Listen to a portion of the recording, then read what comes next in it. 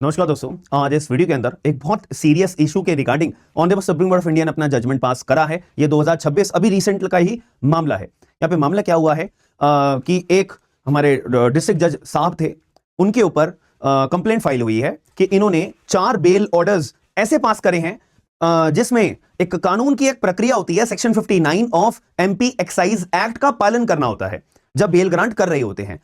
तो particular DJ साहब ने, जज साहब ने उस प्रक्रिया का पालन नहीं करा या अपने बेल ऑर्डर के अंदर उस प्रक्रिया का जिक्र नहीं करा, section 59 of MP excise act का। तब और बिना वो प्रक्रिया का पालन करे बगैर या बिना वो प्रक्रिया को मेंशन करे बगैर 4 बेल ऑर्डर्स पास कर दिए। तो इस कंप्लेंट के आधार पे मामला गया एमपी हाईकोर्ट के पास में। एमपी हाईकोर्ट ने पर्टिकुलर जो डीजे साहब थे उनको उनका जो नौकरी थी उस नौकरी से उनको सस्पेंड कर दिया।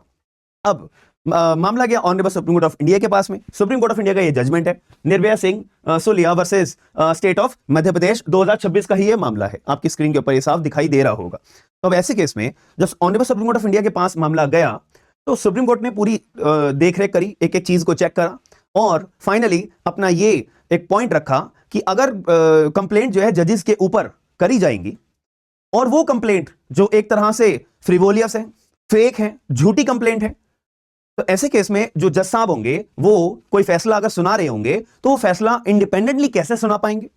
उनको वही जजमेंट देने पड़ेंगे एक प्रेशर में आने के बाद में, जो एक तरह से सामने वाली पार्टीज अपना पर्सनल चाहती हैं। तो ऐसे केस में सीधा जज के ऊपर आप अगर कंप्लेंट करते हो बिना कोई आधार के बगैर, तो ऐसे केस में ये गलत होगा। अब रही बात 4 बेल ऑर्डर्स के सेक्शन 59 एमपी एक्साइज एक्ट का नॉन कंप्लायंस को लेके, तो यहां पे honourable supreme court of India ने देखा कि भाई 10 से 15 जो बेल ऑर्डर्स हैं वहां पे पर्टिकुलर ये जो जज साहब की मैं बात कर रहा हूं, इन्होंने उस प्रक्रिया का पालन करा तो है, लेकिन रही बात ये 4 बेल ऑर्डर्स की, जज साहब के ऊपर होता है कि ये प्रक्रिया कब इस्तेमाल करनी है और कब इस्तेमाल नहीं करनी है। तो जो प्रीवियस बेल ऑर्डर्स की अगर हम चेकलिस्ट अगर देखें जो जज साहब के द्वारा पास करी गई थी, उनमें उन्होंने उस प्रक्रिया का पालन करा, लेकिन इन 4 बेल ऑर्डर्स के अंदर उन्हें लगा कि यहां पे ये प्रक्रिया सेक्शन 59 एमपी एक्साइज एक्ट की प्रक्रिया का पालन नहीं होना चाहिए, तो इसलिए उन्होंने वो प्रक्रिया का पालन नहीं करा। तो इस आधार पे, केवल इस आधार पे जज साहब को सस्पेंड कर देना ये बिल्कुल गलत है। तो honourable supreme court of India ने एमपी हाईकोर्ट का जो जजमेंट था सस्पेंशन का, इसको सेटिसाइड कर दिया और ये बोला कि जो जज साहब हैं, डीजे साहब हैं, वो अपनी सर्विसेज दोबारा ज्वाइन कर सकते हैं till retirement of the age, और जितने टाइम तक उनका सस्पेंशन रहा है, जितनी सैलरी उनकी पेंडिंग रही है, वो सारी की सारी सैलरी दी जाएगी, प्लस 6% का इंटरेस्ट दिया जाएगा और 8 हफ्तों के अंदर अंदर ये क्लियरेंस करा जाएगा। ये एक ऑर्डर पास करा। दूसरा, honourable supreme court of India ने बोला कि भाई देखो, सबसे पहली बात, अगर आप एक जज साहब के ऊपर कंप्लेंट दायर कर रहे हो ना, तो ये अपने आप में वो कंप्लेंट अगर बेसलेस होगी, फ्रिवोलियस होगी, झूठी होगी, तो ये अपने आप में कंटेम्प्ट ऑफ कोर्ट माना जाएगा और आपके ऊपर कंटेम्प्ट ऑफ कोर्ट का चार्ज लगेगा। और अगर यही बात एक वकील साहब की, एक वकील साहब अगर एक जज के ऊपर कंप्लेंट फाइल करते हैं बेसलेस के तौर पे, मतलब कोई सबूत नहीं है, हर एक कंप्लेंट के पीछे एक सबूत भी तो आप जोड़ोगे, एक सबूत, एक आधार, एक स्ट्रॉन्ग आपके पास कॉन्क्रीट एविडेंस होना चाहिए।